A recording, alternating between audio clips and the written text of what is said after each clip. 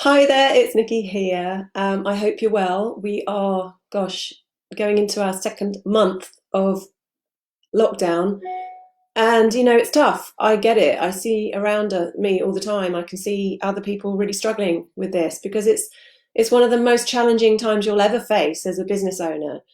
Inquiries might be down, clients might be cancelling, and your income may have been hit really, really hard. And it's really hard not to get totally disheartened and worried about how all this is going to end. But for me, it's very much a mindset thing because there is always an upside to everything, in my view. I'm always an eternal optimist. And the upside is that we've got huge opportunities if we're willing to step up and get out of our comfort zones and really seize the opportunities that are around. We've got to strengthen, we've got to adapt, we've got to be brave. And this is a time when I've said before that health is incredibly important. So we are needed more than ever. So we need to show up, we need to be seen, we need to be visible, we need to offer our services and offer value to people. If we do that, we're not only going to survive this crisis, but we're going to come out stronger than ever. Now, I have just created a guide based on what I'm talking about today. It's 10 ways to come out stronger than ever. And it's in the link in the notes that you can download for free. And it's basically a little bit more on what I'm talking about today.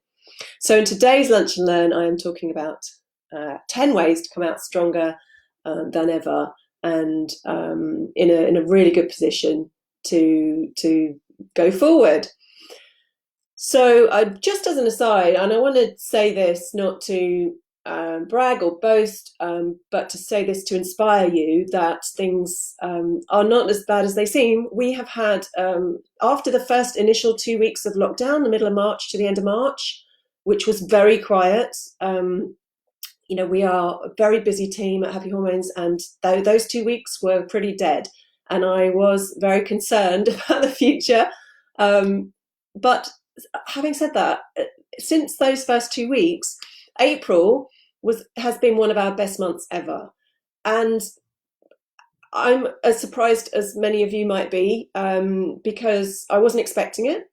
I was expecting a longer term downturn. But actually looking back there and looking at these 10 tips as well, the fact that we're doing these regularly, we are set up, we've always been online, so we're already set up.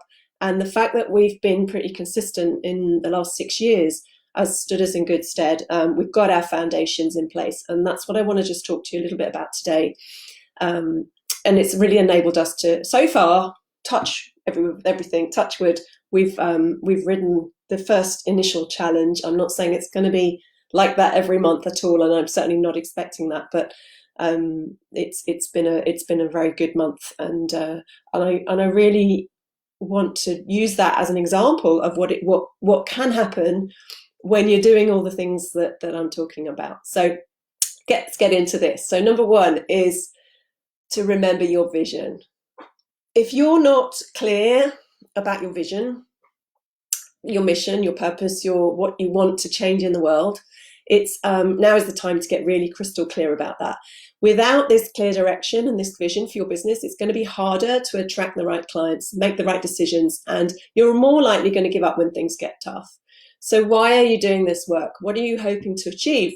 How do you want to change the world? What do you stand for? Those are the sorts of questions you need to be asking yourself so that you can tap into that why, that big why, so that when you are going through the dips, it's going to get you out of bed in the morning, because that's really what we've got to tap into and motivate, and our inner motivation for doing this.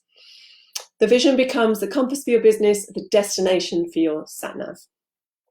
So number two is to get online. Now, obviously, this sounds obvious, but I know a lot of people are still, or were still, working in clinic and weren't particularly set up for doing online work. So if you haven't done so already, obviously you need to be switching your services to online. Whether you're doing one-to-one client work, workshops, events, or corporate work, everything can be switched to online these days. You just need Zoom. Zoom is going to be your new best friend if you haven't already got your account. Once you've set up your account, there are many ways you can use it. Obviously, for one-to-one work, you just send your client a link and you're good to go. You can record the sessions as well, which is really useful for reducing that admin. You can do webinars. So instead of live talks, you can deliver your content via webinar. You can do workshops. You can do demos, workshops, whatever you like. You can do it online now. You can just live stream a camera feed through Zoom, or you can just use your phone app, whatever works for you. And of course, virtual networking in Zoom. You can organize get-togethers, coffees, collaborations. All of that can still happen online. Number 3 is being consistently visible. I talk about this a lot, but your clients are now, potential clients may be at home. Well, they are at home, most of them, if they're not key workers. And they're likely going to have a little bit more time on their hands, whether it's reduced commuting or literally they may be on furlough leave or whatever. So you need to be, now more than ever, you need to be consistent with your content. You need to be consistently showing up on whatever platforms your ideal clients are using. And I can promise you they're going to be using them more at the moment than they would normally. So be consistent with your regular content. Ideally once a week, be doing a video or a blog, ideally live on video, and obviously if you can back that up with a blog as well, that's your Google ranking kind of sorted for your website. So those 2 things are probably the most important things. If you're consistently posting valuable and helpful content, that's going to build your authority and trust, and you're going to be in front of mind when they're ready to work with you. Consistency is still and always the key to business success. Number 4 is looking after your current clients. So get in touch with current and past clients, make sure they're okay, ask if they'd like more support, because do you know what? They already like, know and trust you. Ask them refer referrals or testimonials, send them a little handwritten note or a small gift if they're a valued client. They are your best ambassadors. Look after them and they will look after you. Number 5 is reviewing your market message and model. Now, these are your business foundations, so it's a really good time to review them if you've got a little bit more time on your hands. Are you serving the right market? Are you specific and clear enough in your message? Does your business model need tweaking? What does your website say to your ideal client when they land on it? Are you clear about your marketing strategy? Do you have clear packages and pricing in place? Do you need to review your sales technique? Do you need to put some processes and systems in place so you're not burning yourself out with admin? Look at your business foundations. Do they need reviewing? And strengthen them now so that they are fit and ready for the future. Number 6 is all about selling. Now, what I'm going to say about this is that you shouldn't be afraid to sell. I see a lot of people giving all their services away for free or not offering to help just in case that it looks like, you know, you're greedy or you're trying to capitalize on the situation somehow. This is just nonsense. The economy has to keep going and you have to keep your business afloat to be able to help more people. I also hear people saying, nobody can afford me right now. This is the biggest one I'm hearing. And that is just not true. Yes, there will be people that can't afford you, but it's not everybody. The worst thing you can do in your business, and this is at any time of your business, not just now, but especially now, is to assume what others are thinking, feeling, or spending their money on. Just because many people are suffering financially doesn't mean everybody is. Some people actually have more disposable income right now than they had before. Perhaps they're on full pay at home and spending less. Some people have more time on their hands to reflect on what's important to them. And health is going to be a big one for many people. These are the people that are looking for your help. So sell them your valuable service. It could be life-changing for them. Should you discount?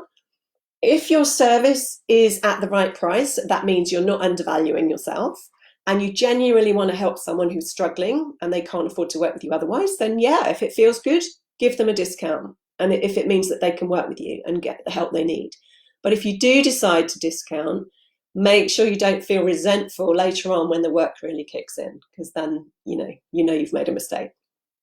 If not, there's no reason to discount your usual service. In fact, what I'd even recommend you do is offer something at a premium price, a high value package that maybe you haven't offered before. It's way easier to sell one package at $2,000 than it is to sell 20 initial consultations at £100 each, right? So what I want to say is don't use this pandemic as an excuse for you not to sell just because you feel a bit uncomfortable about selling anyway. It's very easy to hide behind that. Number 7 is use your community and network. So these times obviously are extraordinary. Everyone is pulling together like never before. So ask for help if you need it. Tell everyone you know that you work online.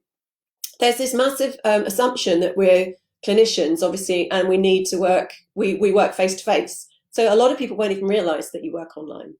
So ask your friends and family for referrals, and ask them to share your posts and your blogs. Don't forget your fellow NTs as well. If we're in a different niches, we may want to refer to each other. And right now, we all need to support each other. If you don't ask, you won't get. People love to help, so find them and ask for support. Number 8 is to get the right support and coaching. So this isn't a time to contract and pull back from your business. So don't stop investing in yourself and your business, because this is the time to step up and grow. So we need support and mentoring now more than ever. So yeah, just be aware of that. Number 9 is to remember your self-care. It's so important to be kind to yourself right now. If you need to rest and replenish, make sure you do that. If you have kids running around and you're exhausted, then for goodness sake, do what you need to do to get through the day and stay sane. Remember your self-care rituals, the stuff we tell clients all the time to do that we're not doing ourselves. So go for your walks in nature, try and get your daily mindfulness meditations in, do some yoga online, laugh, stay connected, do all of the stuff that we tell our clients to do. So be that person. Be grateful for everything positive in your life. If the sun's out, you're okay, you're healthy, you have a roof over your head, you have food on your plate, just be grateful every day that you have the knowledge to protect yourself, your family, and to help others. And just remember that you need to do whatever you need for yourself in this crisis. And lastly, don't give up. It's so easy to give in when things are tough. We're all going to have bad days and bad weeks, but things will get better. Keep the faith, don't give up. This is a chance to do things differently, to do them better, and to grow stronger foundations. And if you follow these tips, you'll have every chance of not only surviving this crisis, but coming out even stronger than before. So I hope that's been helpful. Please download the guide. It's completely free, and I'll see you next time. Take care.